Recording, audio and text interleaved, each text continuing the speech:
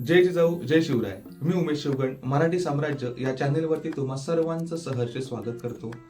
मित्रांनो, अचानक साप दिसला तर काय होते? अनेकांची भीतीने गाळण उठते. काही जण पळून जातात तर काही जण सापाला मारण्याचा प्रयत्न करतात. पण कधी विचार केला आहे का, साप खरोखरच माणसाचा शत्रू आहे का? प्रत्येक साप विषारी असतो का? आणि साप दिसला तर स्वतःचा जीव धोक्यात घालून त्याला सुरक्षितपणे पकडणारे सर्पमित्र नेमके कोण असतात? मित्रांनो, भीती आणि अंधश्रद्धेच्या पलीकडे जाऊन निसर्गाला समजून घेणारी माणसे फार कमी असतात. सर्पमित्र त्यापैकीच एक. ज्या सापाला पाहून लोक घाबरतात, त्याच सापाचा जीव वाचवण्यासाठी हे लोक धावत जातात. अनेक वेळा स्वतःच्या जीवाची पर्वा न करता ते सापांना सुरक्षित ठिकाणी सोडतात आणि लोकांमध्ये जागृती निर्माण करतात. आजच्या या विशेष मुलाखतीत आपण अशाच धाडसी सर्पमित्रांशी संवाद साधणार आहोत. त्यांच्या अनुभवातून आपण जाणून घेणार आहोत सापांचे रहस्यमय जग, सर्पमित्र म्हणून काम करताना आलेले थरारक अनुभव, सापांविषयीचे गैरसमज, सर्पदंश झाल्यास काय करावे आणि सर्वात महत्त्वाचे म्हणजे निसर्ग संवर्धनामध्ये सापांचे स्थान काय आहे. या मुलाखतीत तुम्हाला अशा अनेक गोष्टी ऐकायला मिळतील ज्या कदाचित तुम्ही याआधी कधीच ऐकल्या नसतील. त्यामुळे हा व्हिडिओ शेवटपर्यंत नक्कीच पहा, कारण प्रत्येक मिनिट तुम्हाला नवीन माहिती आणि नवीन दृष्टिकोन निर्माण करून देणार आहे. तर चला मित्रांनो, भीतीपासून विज्ञानाकडे आणि अंधश्रद्धेपासून वास्तवाकडे नेणाऱ्या या खास प्रवासाची सुरुवात करूया. आपल्यासोबत आहेत प्रकाश नासनेकर सर आणि भूषण आरेकर सर. महत्वाचे म्हणजे या मुलाखतीत प्रत्यक्ष नागोबा आपल्यासोबत आहे. सर्व मित्रांना भेटायला आलोय. त्यामध्ये एक आहेत आमचे प्रकाशजी नासनेकर सर, आरेकर सर. प्रकाश नासनेकर सर हे तरुण भारतचे पत्रकार आहेत, सामाजिक कार्यकर्ते आहेत, अंधश्रद्धा निर्मूलन समितीमध्ये कार्य करतात आणि त्याचबरोबर विविध सामाजिक शैक्षणिक क्षेत्रात त्यांचा अग्रेसर असा सहभाग असतो. त्याचप्रमाणे भूषण आरेकर हे सुद्धा एक व्यावसायिक आहेत राजापुरातील. त्याच्यानंतर आपल्या राजापुरातील NHD कप त्याच्यामध्ये हे आयोजक म्हणून महत्वाची भूमिका त्या ठिकाणी पार पाडतात. तसेच जिम मध्ये ट्रेनर म्हणून सुद्धा हे महत्वाची भूमिका पार पाडतात. आणि ह्या दोघांनी सुद्धा आपल्या हे कार्यक्षेत्र सांभाळता त्यांनी सर्पमित्र म्हणून एक भूमिका पार पडली आहे. आमच्या राजापुरातील जिथे कुठे सर्पांची माहिती द्यायची असेल तर या दोघांना बोलावलं जातं. त्याच्यानंतर सर्पांचं रक्षण करायचं असेल तर त्या ठिकाणी सुद्धा हे कोणत्याही वेळेचा विचार न करता फोन आला क्षणी स्वतःहून जातात आणि तेथील सापांना बचाव करतात आणि त्यांना सुरक्षित ठिकाणी सोडण्याचं कार्य ते करतात. असं एक महत्वाचं मोलाचं कार्य ते या ठिकाणी आपल्याला करतात आणि त्यांच्यासोबत आपण ही एक मुलाखत घेतोय. तर मग आपण सर्वांनी पूर्णपणे हा व्हिडिओ पाहावा ही विनंती. नासनेकर सर, आपण सर्पमित्र कसे झालात? कसं म्हणजे सुरुवातीपासून आधी प्राणी पक्षी यांच्याबद्दल आवड होती आणि सापांबद्दल बघायला गेलं तर समाजात अनेक गैरसमज आहेत. त्याच्यातून साप मोठ्या प्रमाणात मारले जातात, ते लहानपणापासून बघत आले. तर जसं आपण माणूस जसं सजीव आहे तसंच साप सुद्धा सजीव आहेत आणि त्यांना सुद्धा जगण्याचा अधिकार आहे. तर त्यांना वाचवलं पाहिजे म्हणूनसाठी या क्षेत्रात आलो आणि सुरुवातीला आधी सापांबद्दल माहिती घेतली आणि त्याच्यानंतर मग साप कसे पकडायचे याचं आमचे मित्र आहेत भूषण आरेकर, त्याच्यानंतर अमर नार्वेकर, त्यांच्याकडून प्रशिक्षण घेतलं आणि मग हळूहळू स्वतः साप पकडायला लागलो. हे सर सांगतात की तुमच्याकडून सुरुवात झाली म्हणून, मग तुम्हाला प्रेरणा कुठून मिळाली? अमर नार्वेकर म्हणून आमचे जे गुरु आहेत त्यांच्याकडून आम्ही माहिती घेत होतोच. त्याचबरोबर मग पुण्याला जाऊन थोडीफार माहिती घेतली तात्काळमध्ये जाऊन. त्यानंतर मग थोडी आवड पकडायला लागलो, मग आवड निर्माण त्यामध्ये. सर्पमित्र म्हणून सर नेमकं काय कार्य असतं? सर्पमित्र म्हणून कार्य म्हणजे पहिलं प्रमुख कार्य म्हणजे जर मानवी वस्तीत जर साप आला घरात, शेतशिवारात, तर तो त्याच्यापासून लोकांना धोका असतो. तर त्याला सुरक्षित पकडून जंगलात त्याच्या नैसर्गिक अधिवासात सोडणं. आणि दुसरं काम म्हणजे की जे साप मोठ्या प्रमाणात मारले जातात तर त्यांना वाचवण्यासाठी लोकांमध्ये जनजागृती करणं हे प्रमुख कार्य असतात. कारण मारले जातात त्याचं कारण म्हणजे जनजागृती करणं हे देखील सर्पमित्रांचं काम. पण हे आता सर्प म्हणजे साप पकडणे खूप जोखमीचं काम असतं, मग त्याची काळजी कशी घ्यायची? साप पकडणं खरं तर जोखमीचं काम आहे, कारण आम्हाला तुम्ही सर्पमित्र म्हणता, पण ज्यावेळी आम्ही साप पकडायला जातो त्यावेळी त्या सापाला माहिती नसतं की हा माझा मित्र आहे. त्याच्यासाठी जसं अन्य लोक तसंच सर्पमित्र देखील असतं. त्यामुळे काळजी घेऊन साप पकडावे लागतात. स्वतःचा सुद्धा जीव वाचवायचा आहे आणि सापांना सुद्धा वाचवायचं आहे. बरोबर आहे. साधारणपणे एका वर्षामध्ये किती सापांना तुम्ही रेस्क्यू करत असाल अंदाजे? 200-250 सापांना. 200-250. हो. सीझनवर असतं, म्हणजे पावसाळ्यात जास्त मोठ्या प्रमाणात साप आढळतात. बरोबर आहे, म्हणजे एवढे साप मारले जायचे हम्म. त्याचं तुम्ही आता रक्षण करताय. खूप मोठं- अजूनही मारले जातात, पण हे आम्हाला जेवढे कॉल येतात हा, तो आकडा बरोबर आहे. एवढा म्हणजे असतो. बिनविषारी असो किंवा विषारी असो, हा. आपल्याकडे सर्रास मारलेच मारले जातात. जातात. आपल्याकडे जास्तीत जास्त कोणत्या प्रकारचे साप सापडतात? आपल्याकडे सगळ्यात जास्त आढळणारा साप म्हणजे धामण आहे. त्यानंतर नाग आढळतो. फुरस म्हणजे कातळ भाग आहे तिकडे फुरसं आढळतं. मण्यारे आढळतात. त्यानंतर कवड्या हा रात्री फिरणारा साप आहे, तो देखील आपल्याकडे मोठ्या प्रमाणात आढळतो. घोणस आढळतात आपल्याकडे. घोणस. हम्म. या सापांबद्दल गैरसमज आहेत बरेचसे समाजामध्ये. बरोबर. ते काय काय आहेत किंवा सापांबद्दल गैरसमज म्हणजे तसं बघायला गेलं तर पहिला मोठा गैरसमज आहे की साप मागणं येतो, म्हणजे आपल्याकडे मागणं येतो म्हणतात, डूब धरतात किंवा डूब धरणं असं त्याला म्हणतात. तर हा मोठा सगळ्यात गैरसमज आहे. त्याच्यानंतर साप दूध पितो, हा देखील मोठा गैरसमज आहे. त्याच्यानंतर काय काय म्हणजे आता आपण जे धामण म्हणतो आपल्याकडे, आपल्या भाषेत त्याला आदलं म्हणतो आपण, त्याला रविवारचं तो त्याच्यामध्ये विष येतं, हो. हा देखील आपल्याकडे गैरसमज आहे. असे अनेक गैरसमज आणि आहेत. जो तो राखणदार वगैरे म्हणतात माहिती आहे, त्याचा विषय काय असतो? राखणदार वगैरे असं काय नसतं. जरी बघायला गेलं तर सापांचा अधिवास हा ठरलेला असतो. जिथे जन्माला येतात त्याच अधिवासात त्यांचं पूर्ण आयुष्य गेलेलं असतं. त्यामुळे तो बऱ्याच वेळा दिसतो लोकांना आपल्या परिसरात आजूबाजूला. मग तो लोकांचा असा समज असतो की हा माझा राखणदार आहे, कारण हा मला कायम दिसतो, वर्षातनं दोनदा दिसतो, तीनदा दिसतो, त्यामुळे तो राखणदार असा त्याच्याबद्दल गैरसमज आहे. पण त्याचा तो अधिवासच असतो, त्यामुळे तो तिथेच दिसणार तुम्हाला. जर सांगायचं झालं तर कसं आपलं जे शेतशिवार किंवा बागायचे असते त्याच्यामध्ये चोऱ्या वगैरे होतात. मग ती चोरी होऊ नये म्हणून लोकांना भीती काय घालायची, तर बा या जागेत माझा राखणदार आहे, म्हणजे तो साप आहे असं जर आपण हे केलं तर त्याच्यामध्ये चोरी होणार नाही, किंवा कोण परका व्यक्ती त्या आपल्या परिसरात येणार नाही. त्याच्यामुळे सुद्धा ही भीती घातली जाते. आणि सगळे साप तसे विषारी नसतात, बरोबर ना? त्याच्यावरती आपल्याकडे जास्तीत जास्त आढळणारे विषारी साप कोणते? नाग, मणियार, घोणस, फुरसा आणि चापडा. सापडा, हे 5 विषारी. 5 प्रकार आहेत. बाकी हे आदलं वगैरे हे सगळेजण बिनविषारी आहेत. बिनविषारीमध्ये आहेत ते. पण तरी पण आपल्याकडे मारले जातात. बरोबर. आणि आता हे साप पकडताना एखादा म्हणजे मोठा प्रसंग असा कधी घडला होता का, किंवा तुम्ही काहीतरी असा रेस्क्यू असं काही केला की जो तुमच्यासाठी आठवणीत राहिला होता, असा कोणता प्रसंग आठवतोय काय? तसं साप पकडतानाचे प्रत्येक प्रसंग हा धोकादायकच असतो. पण ज्यावेळी पावसात घराच्या छपरावर वगैरे साप निघतात, बऱ्याच वेळा निघतात. एकदा तरी ह्याच्यासोबत एक प्रसंग सुद्धा घडलेला आहे तसा धोकादायक. छपरावर नाग होता, पावसाळ्याचे दिवस होते, छपरामध्ये कौलारू छप्पर होतं, आणि हा नाग पकडायसाठी तो चढला आणि पाय सरकला तो वरून डायरेक्ट जमिनीवर छपरावर. आणि साप भेटला होता हातात, पडल्यानंतर तो हातातून मग पुन्हा पकडायला लागला.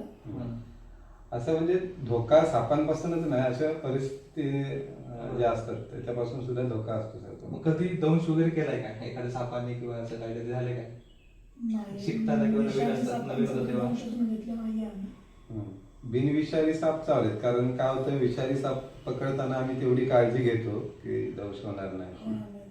बिनविषारी सापांचे म्हणजे धामण वगैरे आहेत त्यांचे झालेले.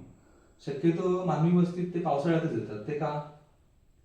पावसात काय होतं, ज्यावेळी मोठा पाऊस पडतो त्यावेळी सगळीकडे पाणी साचतं, त्यांच्या सापांच्या बिळांमध्ये पाणी जातं. मग अशा वेळी ते कोरडी जागा शोधण्यासाठी म्हणून आपल्या घराच्या आजूबाजूला किंवा घरात येतात. त्यामुळे पावसात जास्त साप बाहेर पडतात. आणि साप हा तसा थंड रक्ताचा प्राणी आहे, त्यामुळे तो थोडा हीटच्या शोधात किंवा कोरडी जागा असते त्या शोधात येतो पावसाळ्यात. साप पर्यावरणासाठी किती महत्वाचे आहे? साप हा पर्यावरणाचा खरं तर महत्वाचा घटक आहे. जर आपण बघितलं तर उंदीर, बेडूक हे खास करून उंदीर हे आपल्या शेतीसाठी किती त्रासदायक आहे ते आपलं सगळ्यांना माहिती आहे. हजारो पिल्लं वर्षाला हे उंदीर काढतात आणि ही उंदीर खाण्याचं काम हे साप करतात. म्हणजे त्यातल्या त्यात आपण बघायला गेलं तर धामण ही सगळ्यात जास्त उंदीर खाणारा साप आहे. तर त्यामुळे या शेतीचं रक्षण करायचं मोठं काम हे साप करत असतात. त्याच्यामुळे पर्यावरणाचा जर समतोल आपल्याला साधायचा असेल तर आपल्याला साप देखील तेवढेच महत्वाचे. समजा आता जर आपण साप असेच मारत राहिलो तर काय होईल, उंदरांची संख्या वाढेल, बेडकांची संख्या वाढेल, छोटे छोटे कीटक, काही लहान साप आहेत ते कीटक वगैरे छोटे छोटे खातात, त्यांची संख्या वाढेल, त्यांच्यापासून शेतीचं नुकसान होईल. हे जे सगळं कंट्रोल करायचं काम आहे, जी साखळी चालू ठेवायचं काम आहे, त्यातला महत्वाचा घटक हा साप आहे. बरोबर. मग आता लोकांना समजा एखाद्या घरात साप दिसला किंवा एखादा साप दिसला तर मग लोकांनी काय केलं पाहिजे पहिल्यांदा आणि काय करू नये असं? सर्वप्रथम आधी त्या सापाच्या जवळ कोणी जायचं नाही. आपल्याला दिसलं त्याच्यापासून सुरक्षित अंतर ठेवायचं, त्याच्यावर लक्ष ठेवून राहायचं. आणि जर कोण आपल्या आजूबाजूला सर्पमित्र असतील किंवा वन विभाग आहे त्यांना तुम्ही संपर्क करू शकता. ते येऊन तो साप सुरक्षित पकडून नैसर्गिक अधिवासात सोडतात.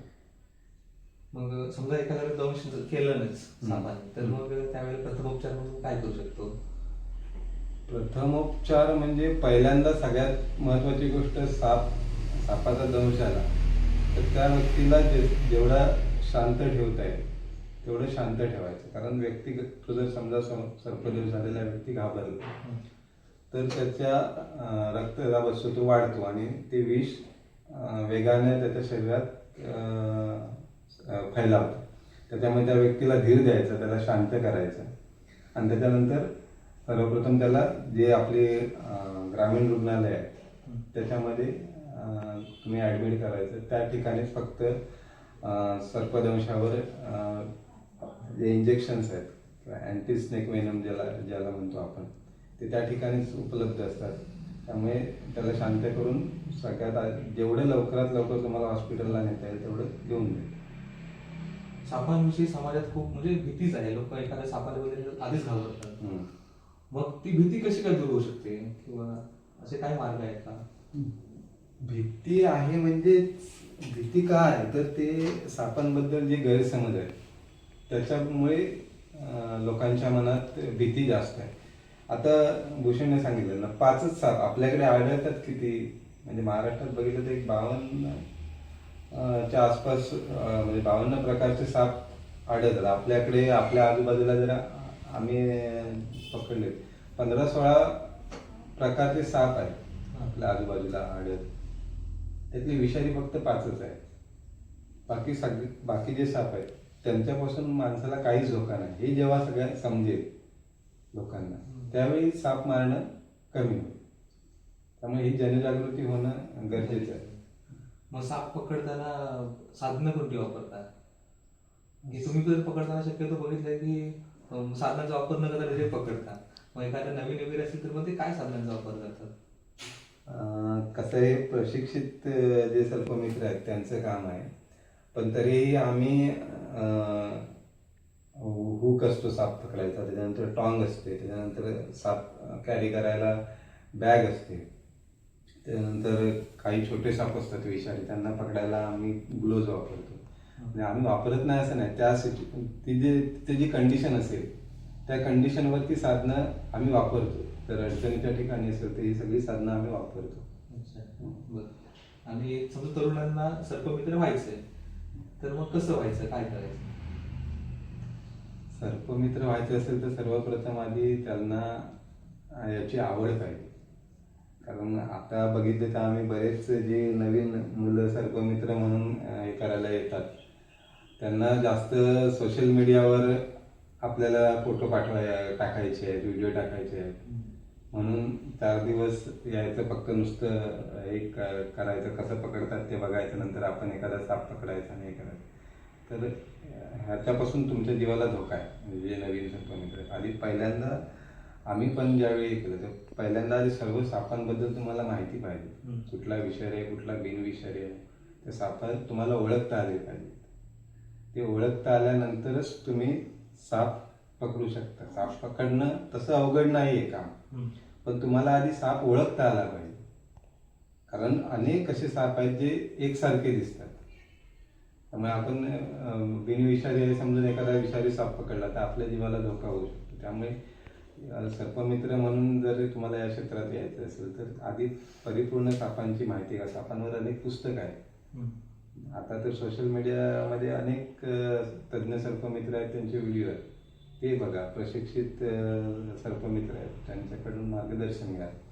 आधी मी पण ज्यावेळी सुरुवातीला मी पकडायला लागलो, आधी मी सर्व माहिती घेतली, पुस्तकं वाचली सापांबद्दल.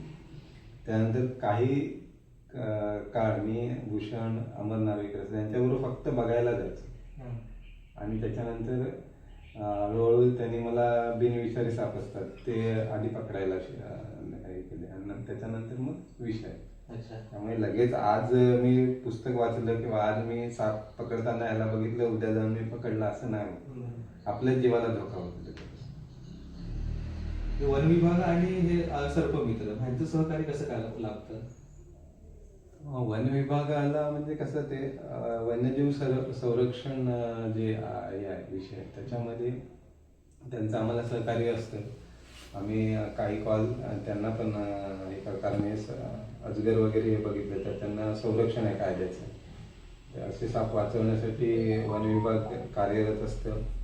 आम्हाला देखील काही मदत लागली, म्हणजे काही साहित्य वगैरे लागलं तर वन विभागाने आम्हाला पुरवलेलं आहे. असतं चांगलं सहकार्य असतं वन विभागाचं. सोशल मीडियाच्या माध्यमातून कशी काय जागृती करू शकतो आपण? आता सोशल मीडिया हे प्रभावी माध्यम आहे खरं जनजागृती करण्याचं. कारण बघितलं तर सगळ्यांच्या हातात स्मार्टफोन आलेले आहे.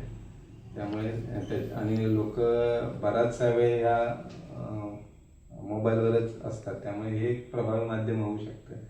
तर आता तुम्ही जशी मुलाखत घेतलात तसे मुलाखतीद्वारे आपण जनजागृती करू शकतो. आता आपण टेंटेटिव्ह माहिती सांगितली, आपण वरवरची माहिती जी प्राथमिक माहिती आहे, याच्यापेक्षा सुद्धा बरीच माहिती आपण प्रत्येक सापाबद्दल आपण सोशल मीडियाच्या माध्यमातून देऊ शकतो. अनेक गैरसमज आहेत, म्हणजे सापांबद्दल जे गैरसमज आहेत ते कसे चुकीचे आहेत ते देखील आपण विस्तृतपणे सांगू शकतो.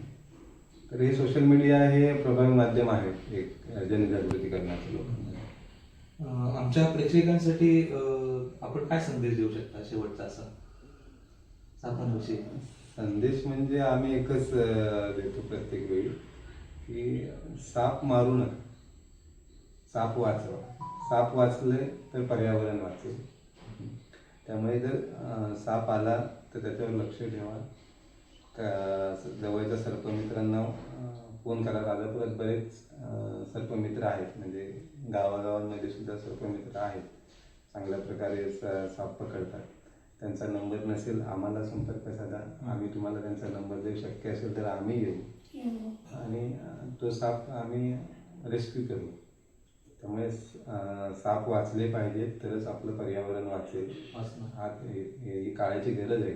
पण खूप उपयुक्त अशी माहिती आपण समाजासाठी दिलेली आहेच, त्याच्याबद्दल आपले विशेष आभार असणारच आहे. शिवाय आपण पर्यावरणाचं रक्षण सुद्धा करत आहात. त्याच्यामुळे पर्यावरण जगण्यासाठी तुमचा हातभार एक लागतोयच. एक पुण्याचं कार्य, एक महत्त्वाचं कार्य आपल्या हातून घडत आहे आणि असंच कार्य आपल्या हातून घडत राहो आणि सर्व पर्यावरणाची सेवा होईल अशी ईश्वरचरणी प्रार्थना करतो आणि या ठिकाणी थांबतो. आणि सर, मी ऐकलं की आज तुम्ही एक साप पकडला होता. तो आम्हाला बघायचा आहे, तर दाखवाल काय? दाखवतो. दिसतंय ना की राजमंदिर दिसतंय.